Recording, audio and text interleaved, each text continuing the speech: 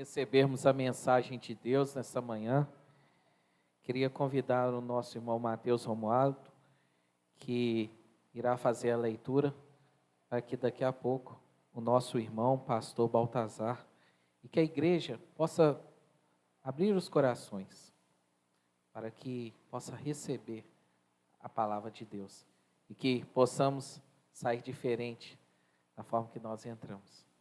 Amém? Bom dia, igreja. Que a paz do Senhor esteja convosco, amém?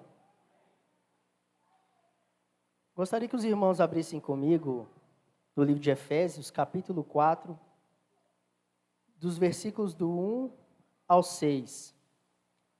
Livro de Efésios, capítulo 4, versículos de 1 ao 6.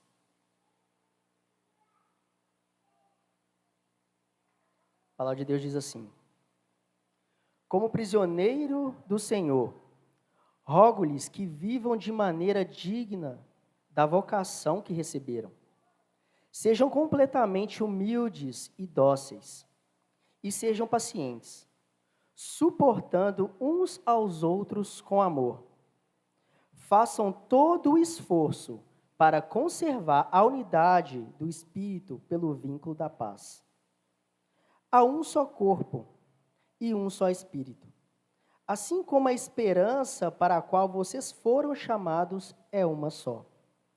Há um só Senhor, uma só fé, um só batismo, um só Deus e Pai de todos, que é sobre todos, por meio de todos e em todos. Amém?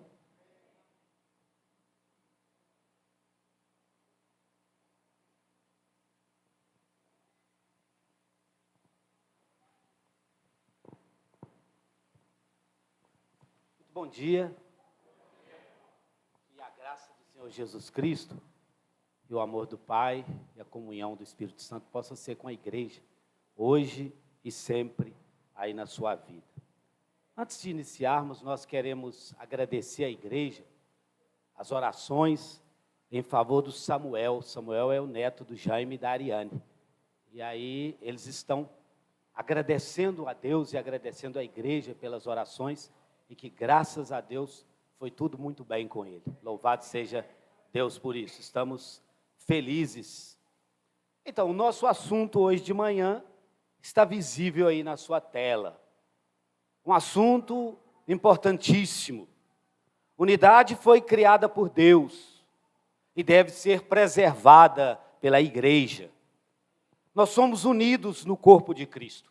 Nós somos uma família. Nós somos a família de Deus aqui nesse mundo e viveremos eternamente nos céus, juntos, para a honra e glória do nome do nosso Deus. Então, a unidade da igreja é algo indispensável. Não tem como servir Jesus, não tem como agradar a Jesus e não sermos unidos e não termos aí o mesmo foco. E é por isso que a nossa reflexão será sobre esse tema, a unidade da igreja. Interessante, quando o Mateus estava lendo aí Efésios capítulo 4, quero agradecer ao Mateus pela leitura, eu estava pensando que todas as cartas do apóstolo Paulo, elas contêm um equilíbrio entre doutrina e dever, entre os ensinamentos e a prática. Se você for analisar as cartas que o apóstolo Paulo escreveu às diversas igrejas, todas elas contêm essa mesma metodologia. Existe ali um equilíbrio entre doutrina e dever e entre ensinamentos e prática. Daí nós somos desafiados a aprender a doutrina, a entender a doutrina, mas temos também deveres dentro desta doutrina. Nós somos ensinados e aquilo que nós aprendemos, nós somos desafiados a colocar em prática. Eu já acabei falando isso aí. Então, os 3 primeiros capítulos do livro de Efésios, Paulo vai tratar da doutrina, as nossas riquezas em Cristo, o que Deus fez por nós, o que Jesus fez e continua fazendo por nós. Já nos 3 últimos capítulos do livro de Efésios, o apóstolo Paulo vai tratar dos nossos deveres em Cristo. ou seja, a nossa responsabilidade. E a palavra-chave nos últimos 3 capítulos é andar. Andar. E vale a pena o que nós vamos compartilhar hoje de manhã. Primeiramente, andar em unidade. A unidade você não cria, você preserva. Quem criou a nossa unidade, quem nos fez ser unidos foi Deus, unindo-nos através da morte de Jesus na cruz.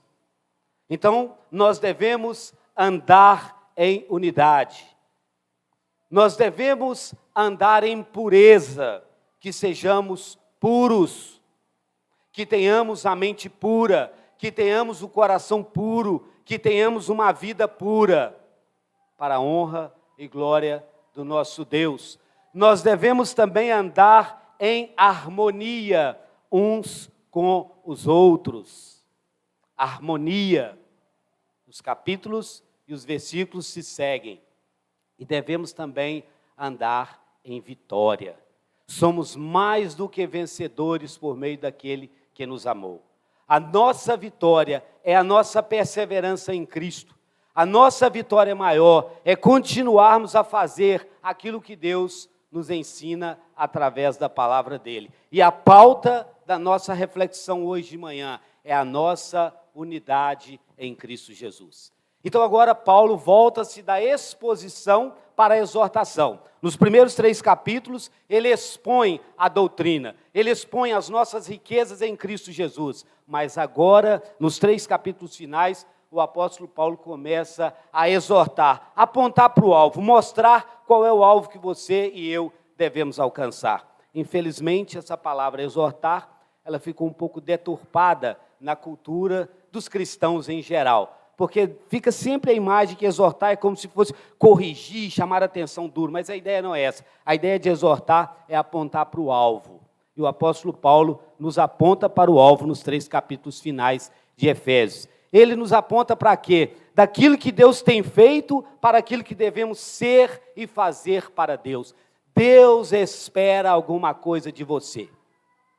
E o nosso contexto hoje é que Deus espera que você preserve a unidade no corpo de Cristo.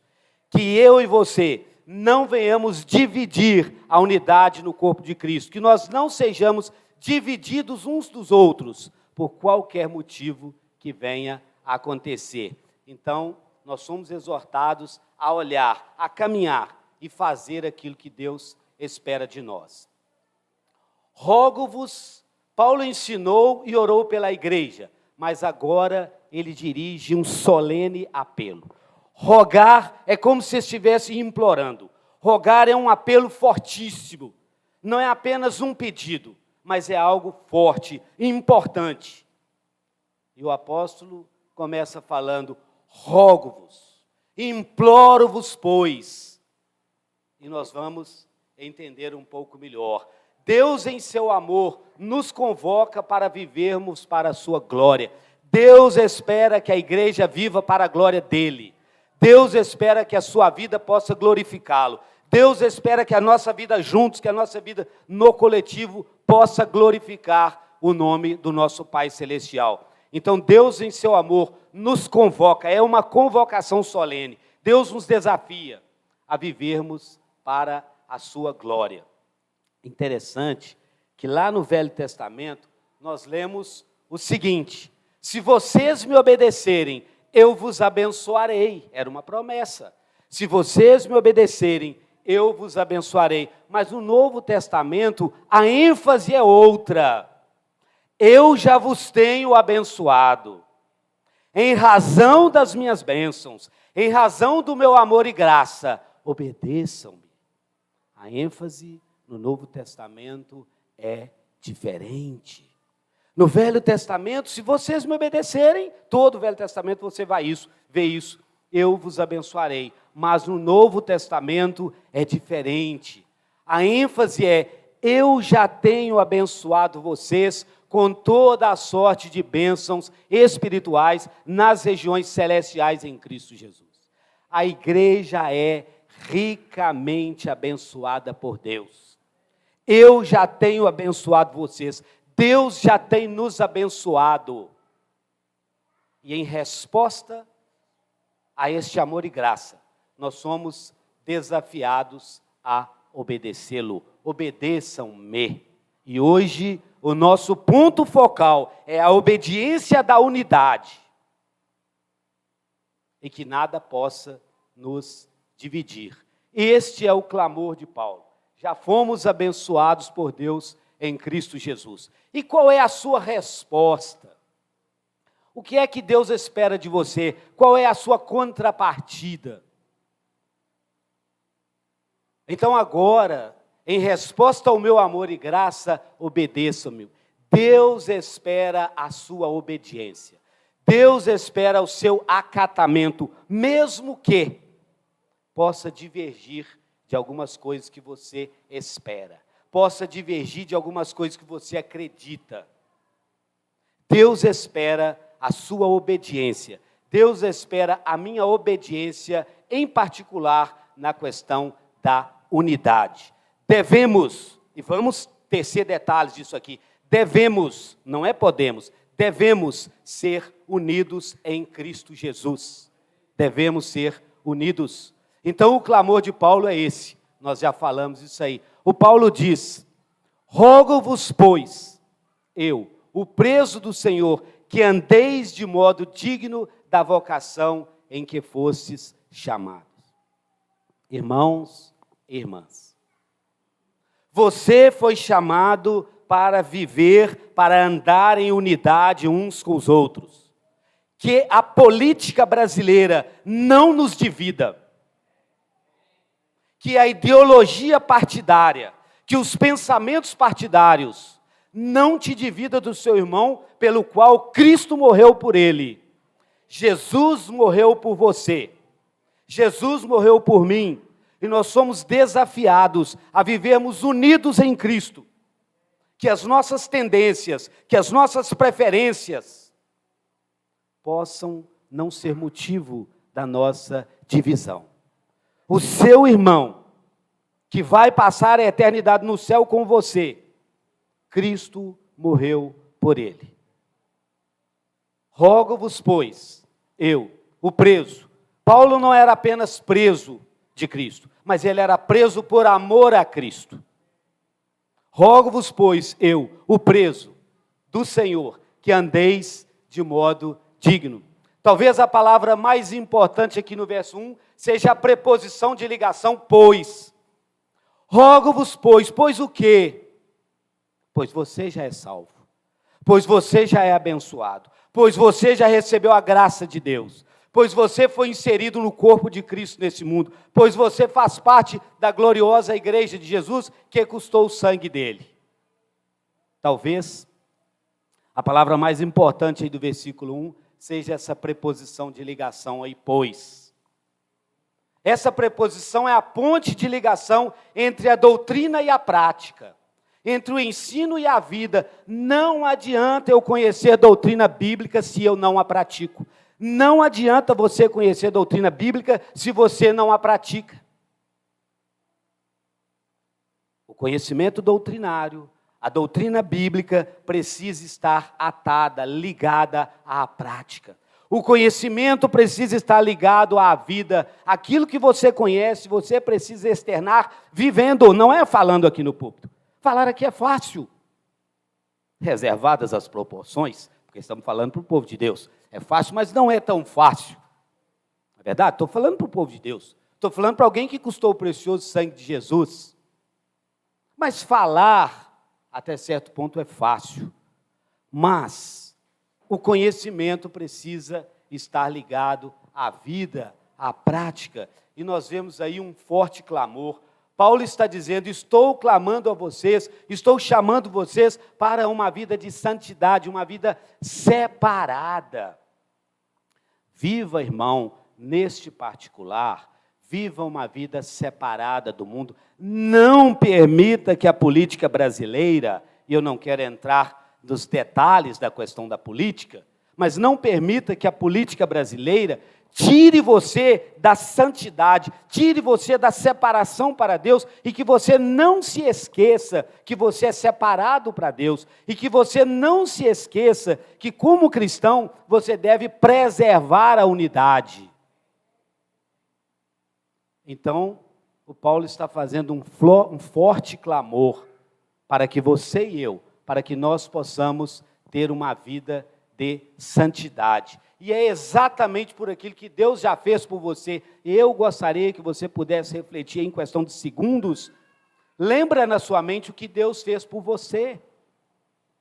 Já que fomos perdoados, já que fomos transformados, já que fomos inseridos na igreja de Deus, já que somos o povo de Deus, nós somos também desafiados a viver uma vida de santidade. Deus espera santidade de vocês. Rogo-vos, pois, quero parafrasear aí agora o apóstolo Paulo, e eu estou rogando à igreja, estou implorando a você, estou pedindo a você, que não permita que esta situação continue. É muito triste que estejamos vivendo um período aí na história da igreja, onde muitos irmãos não estão se esforçando para preservar, para manter a unidade no corpo de Cristo. O seu papel não é criar a unidade. O meu papel não é criar a unidade. A unidade já foi criada pelo Espírito Santo de Deus, pelo Deus que nos uniu. Mas o seu papel, o seu dever é preservar a unidade. E é muito triste o período em que nós estamos vivendo. Embora eu não goste das redes sociais, mas eu sei. Telegram, WhatsApp, Instagram, usam até a expressão Insta, o termo aí, a contração da palavra, e vai por aí afora. Eu tenho visto, eu tenho ouvido, muitos irmãos se degladiarem por causa de opinião política. Irmãos, rogo-vos, pois, que vos aparteis dessa prática, que sejais unidos, que tenhais o mesmo parecer. E eu quero deixar claro aqui que unidade não é uniformidade.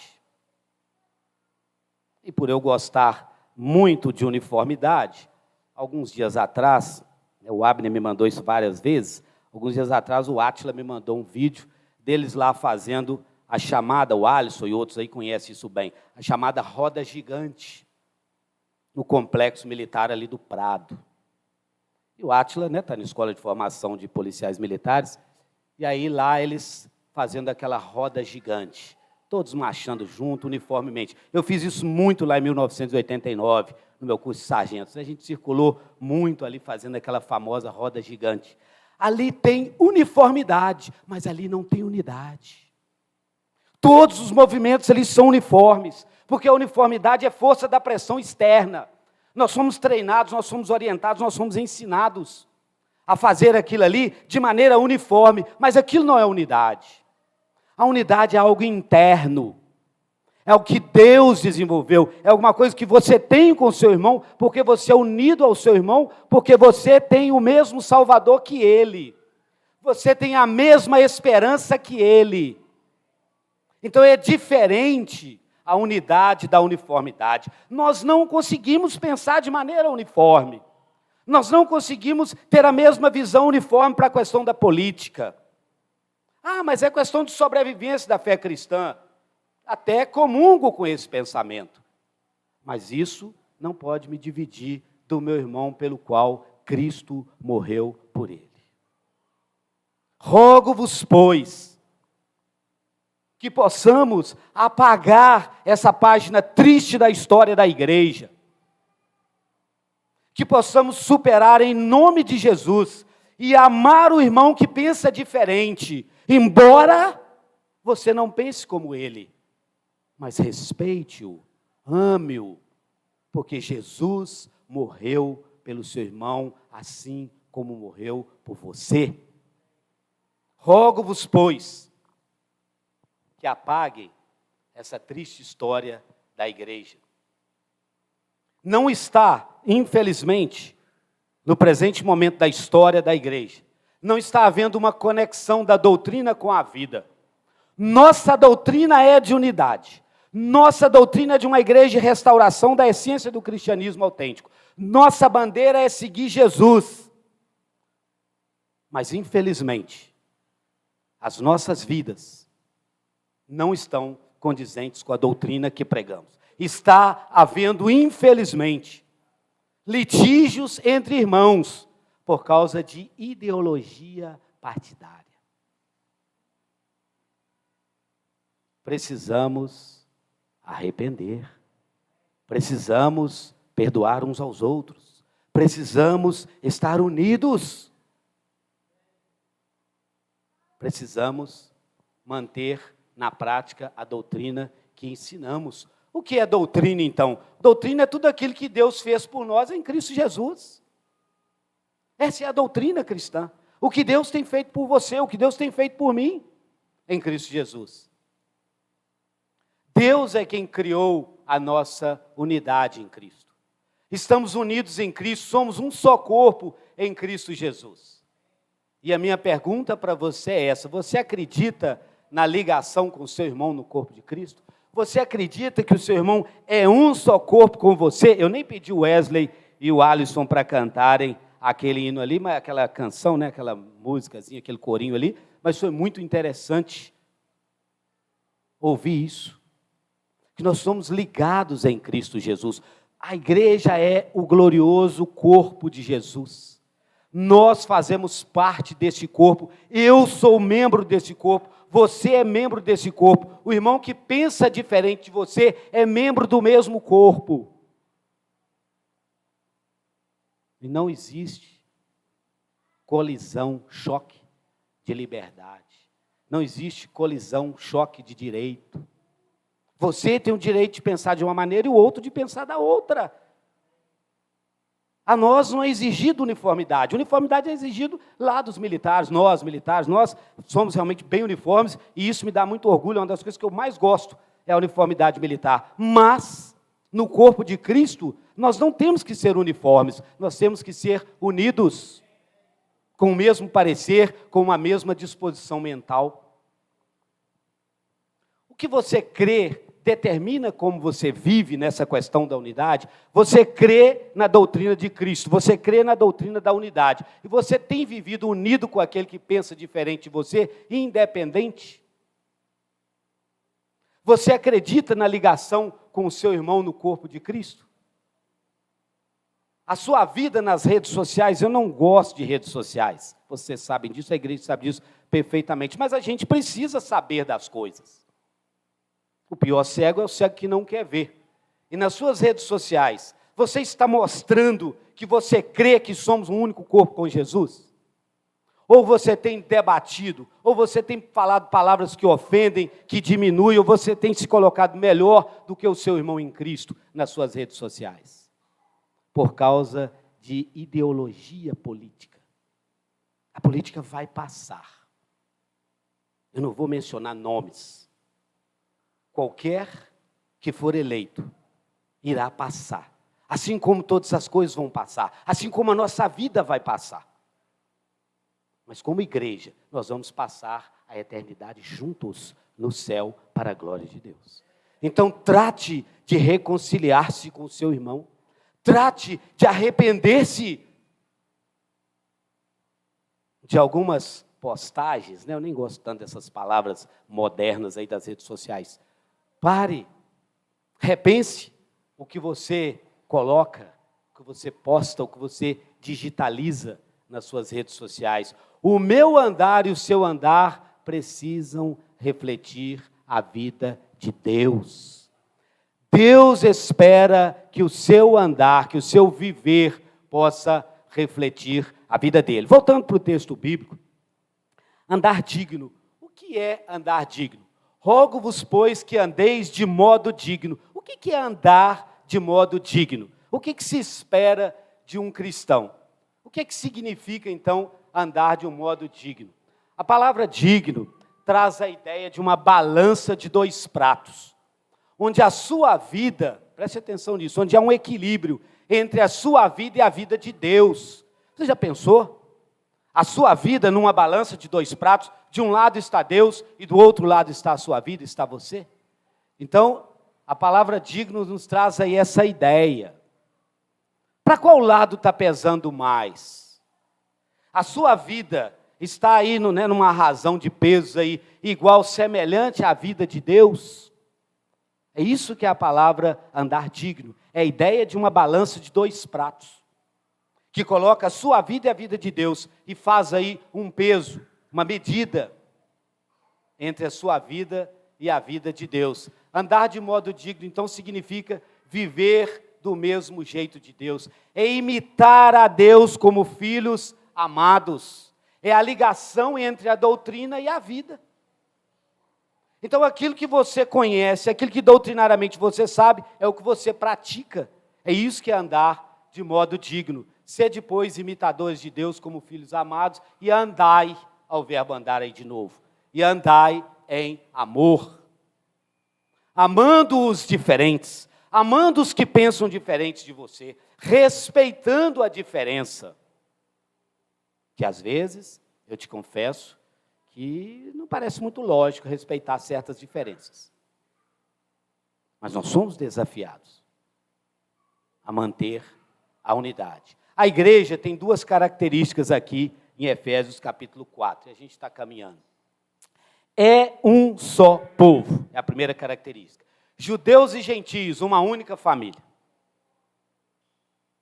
Não importa a sua formação, não importa a sua preferência política, ainda que possa ser uma questão de sobrevivência, e eu não estou tirando o valor disso, desse pensamento, de nós que somos mais conservadores. Eu nunca fico em cima do muro, eu sempre desço do muro mesmo. Nós que somos mais conservadores, entendemos que isso pode fazer uma diferença, mas precisamos respeitar, assim como é necessário que sejamos respeitados. Judeus e gentios, a única família de Deus. É um povo santo, um povo distinto do mundo secular. O seu comportamento não pode ser como o do mundo. A política brasileira está numa baixeza tão grande de violência, de desrespeito. Você não vê a apresentação de um programa de governo, você vê afronta. Nós somos distintos do mundo secular. Nós não podemos entrar nesta pilha. Precisamos respeitar os irmãos, precisamos amar os irmãos, não podemos dividir dos irmãos por estas coisas. E eu quero aqui usar 3 palavras iniciadas com a letra R, para mim e para a sua reflexão. A primeira dela é refletir, que eu e você possamos refletir que esse período vai passar, que vai ficar as consequências, ou positivas ou negativas. Ao nosso ver, que somos mais conservadores, vamos pensar aí que ficará algo negativo se o outro lado vencer, não tem problema. Mas o meu irmão continua meu irmão. O meu irmão precisa ser amado, o meu irmão precisa ser respeitado. Se eu puder mostrar para ele o meu pensamento sem litígio, sem contenda, eu vou mostrar. Mas o meu irmão é meu irmão e Jesus morreu por ele, independente do que ele pensa. Então a gente precisa refletir sobre isso. E depois nós precisamos respeitar uns aos outros, dentro dessa ideia, e rejeitar o padrão do mundo, rejeitar a baixeza, a baixaria, aonde se colocou a política nacional. Precisamos respeitar, refletir e rejeitar os valores do mundo. E preservar os valores da Igreja de Deus. Para entender a unidade proposta por Deus, para a gente terminar o nosso assunto hoje, você precisa entender 4 fatores importantes. Primeiro, a graça da unidade. Unidade é graça de Deus nos concedida. Nós temos a graça, o favor sem merecer, dado por Deus, de podermos viver uma vida unida, sem sermos uniformes. Então, unidade é graça de Deus. A unidade não é uniformidade. A unidade vem de dentro, eu já acabei falando isso. O apóstolo lista as virtudes que caracterizam o andar digno do cristão. A unidade não é criada, ela é preservada. Está lá em Efésios 4, versículo 3. Você tem a obrigação, a responsabilidade, eu tenho a obrigação de preservar a unidade que foi criada pelo Espírito Santo. Ela já existe por obra de Deus e não por obra de homem. Preservando a unidade no Espírito, no vínculo da paz. Uma das maneiras que nós temos de preservar a nossa unidade é tendo paz uns com os outros. A igreja precisa continuar a proclamar o Evangelho em paz. A divisão vai tirar a paz da igreja. A divisão vai tirar a capacidade da igreja de avançar sobre as trevas com o poderoso e salvador Evangelho de Jesus Cristo. Então, preserve. Nós precisamos preservar, precisamos lutar para preservar a unidade na família de Deus. O que depender de você, esforce para preservar a unidade. Agora, como que você pode preservar a unidade? Preste atenção. Não importa se você pensa diferente do outro. Tem uma história aqui de uma família, um casal que vivia bem. Geraram 3 filhos do mesmo sexo. Tiveram 3 homens. E aí depois esse casal começou a brigar, e a briga foi intensificando, até o ponto de eles se separarem. E essa confusão foi tão complexa, tão grande, que eles acabaram contaminando os filhos. Aí os filhos resolveram separar. Um foi morar em Brasília, o outro no Rio Grande do Sul, e o outro lá no Ceará, ou lá na Bahia.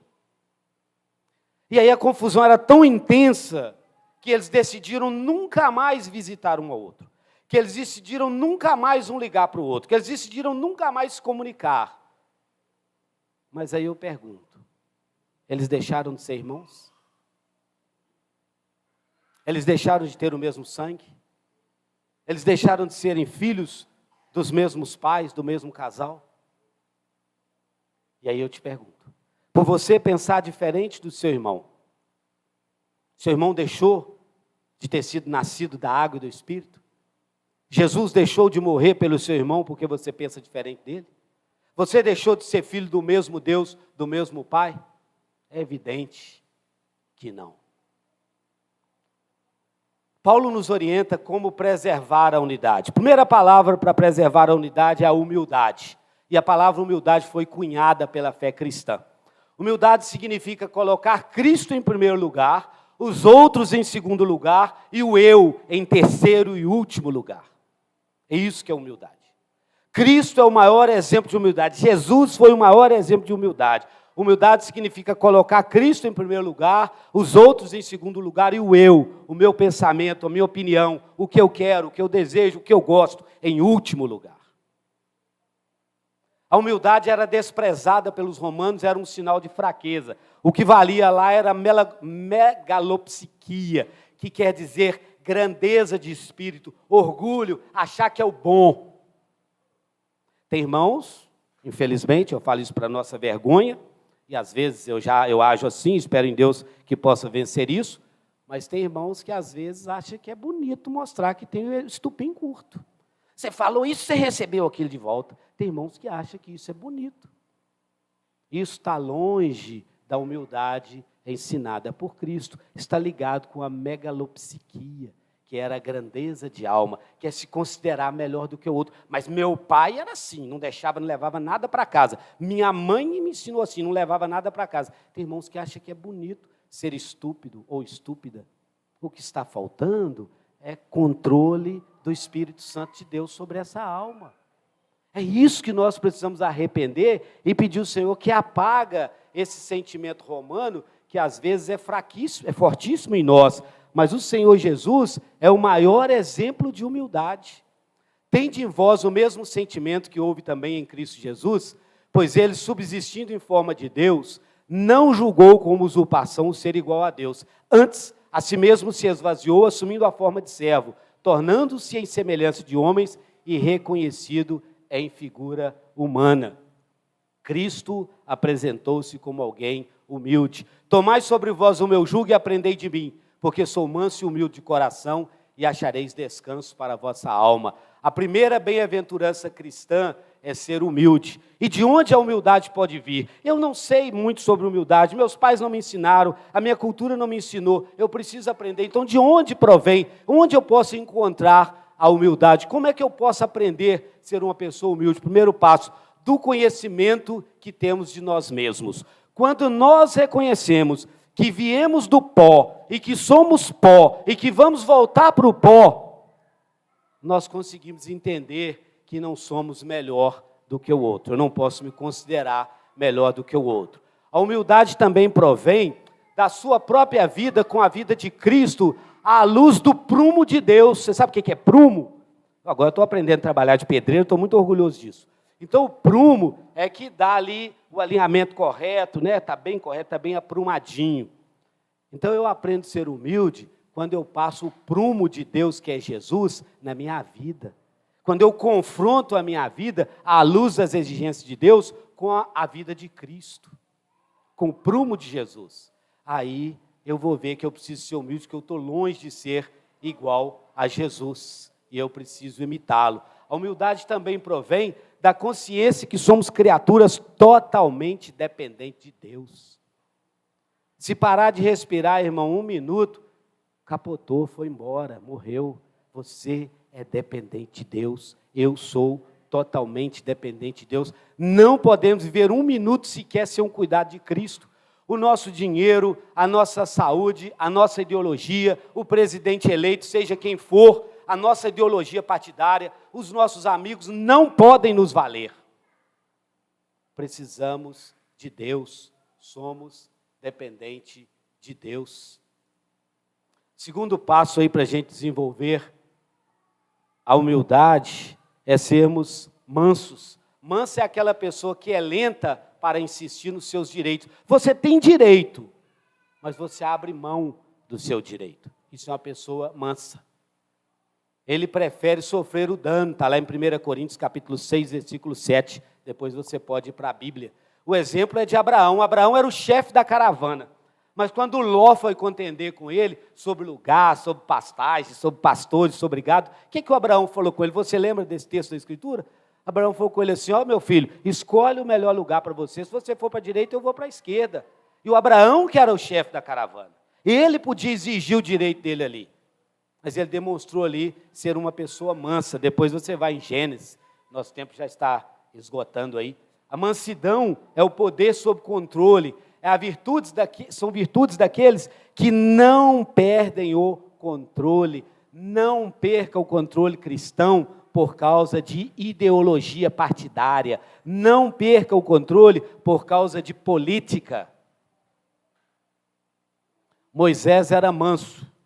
E a gente vê quanto poder aquele homem teve. Você tem o direito de falar o que pensa, mas esse poder que está ligado ao direito, aí ao poder também, está sob o controle do Espírito Santo. Você pode falar o que você pensa nas suas redes sociais, mas a minha pergunta é, esse seu poder, esse seu direito, está sob o controle do Espírito Santo?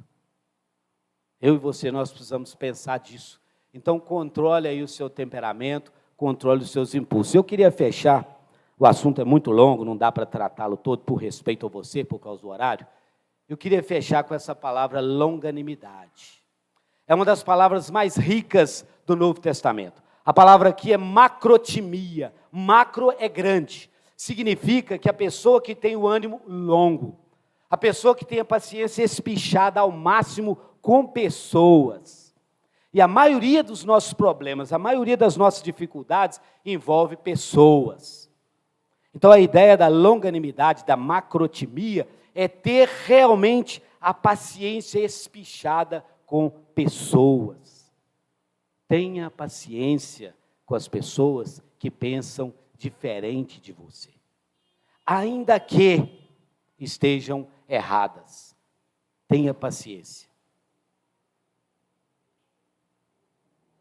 Eu queria concluir que o amor suporta. Mas não é aquele suportar por resiliência, sabe? O amor que suporta é o amor que apoia. É o amor que não quer que o outro caia. Esse é o amor que tudo suporta. E que possamos suportar uns aos outros no temor de Jesus. E que possamos preservar a unidade criada por Deus na gloriosa igreja do Senhor Jesus Cristo. Que o Senhor te abençoe, que o Senhor te ajude a ser convicto nos seus pensamentos, que você possa ser firme realmente nos seus ideais, nos seus projetos, na sua percepção, mas que você possa amar e respeitar a todo aquele que pensa diferente de você. Que o Senhor te abençoe, que o Senhor te guarde como igreja, em nome de Jesus.